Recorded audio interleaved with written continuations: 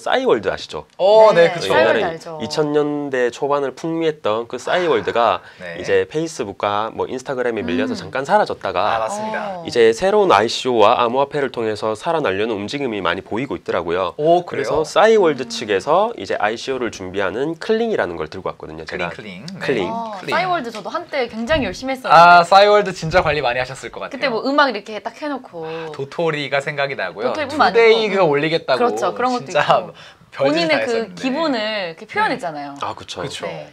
투데이를 올리겠다가 저도 도토리를 좀 많이 써서 뭐 아바타를 꾸미고 방을 꾸미고 했던 게 좀 기억이 나는데 이거에 착안을 얻어서 싸이월드 측에서 새로운 비즈니스 모델을 들고 왔는데 이게 네. 완전히 새로운 건 아니고요. 네. 뭐 스팀잇이나 뭐 여러 가지 다른 이미 가지고 있는 네. 이렇게 블록체인 기반형 보상 플랫폼인데 네. 컨텐츠를 직접 제작해서 올리시거나 네. 컨텐츠를 올린 거에 대해서 좋아요를 누르면은 여기에 대해서 도토리가 아니라 포도알을 줘요. 포도알이요? 네, 포도알을 줘요. 귀엽네요. 아, 이제 포도알이요. 포도알인가요? 네, 원래 이게 포도알이요. 도토리라고 이름을 지었어야 되는데 네. 2014년도에 싸이월드가 SK 커뮤니케이션 커뮤니티가 이렇게 분리가 됐어요. 네, 네. 분리가 되는데 이 SK에서 운영하고 있던 네이트에서 계속 싸이월드 도토리를 썼기 때문에 네. 이 이름 그대로 못 쓰고요. 이 싸이월드 할 때 일기장 쓰면은 도토리를 줬잖아요. 포도알을 줬거든요. 네. 그래서 이 포도알이요. 포도알을 이제 포도알. 컨텐츠를 올리시거나 네. 좋아요를 눌리면 주는데 이 포도알을 실제로 현금으로 바꿀 수 있는 클린코인하고 이제 교환을 해줘요.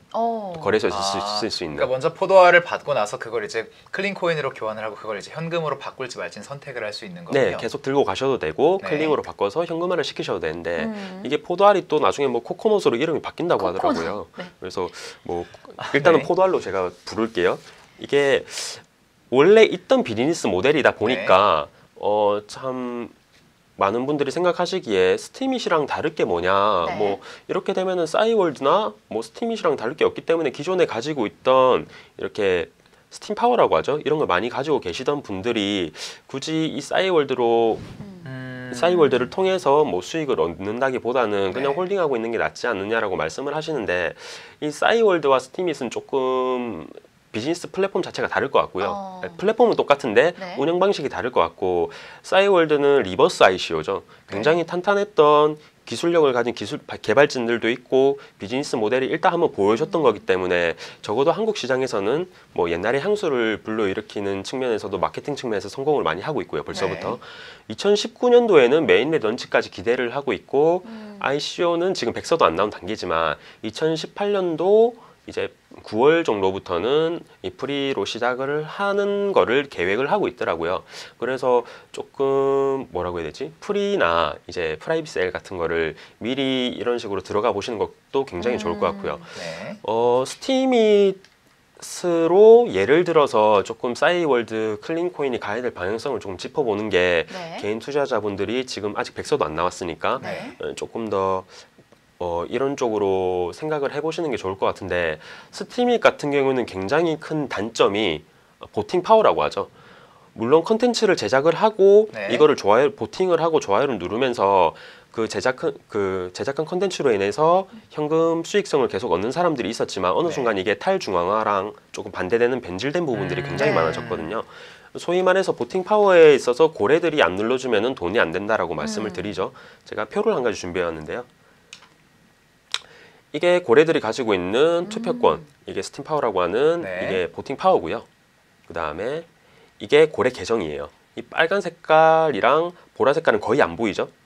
거의 안 고래인가요? 보이는. 네, 이 얘들이 고래 계정들이에요.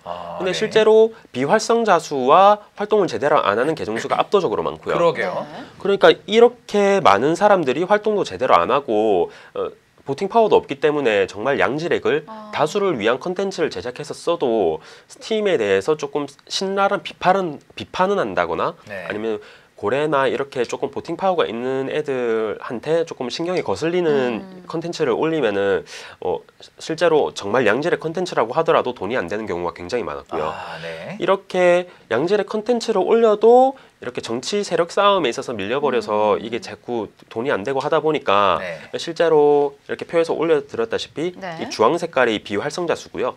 파란 색깔이 활성자 수거든요. 너무 압도적이네요. 이 활성자 수보다 비활성자 수가 굉장히 많아지고 네. 있기 때문에 네. 스팀에서 추구하는 이제 탈중앙화로 인한 다수를 위한 그런 거래 소셜 플랫폼이 제대로 안 돌아가고 있거든요. 탈중앙화를 표방했지만 자꾸 중앙화되는 이런 실수를 범하지만 않으면은 싸이월드는 굉장히 성공적인 모델로 갈 수 있다고도 생각을 하고요.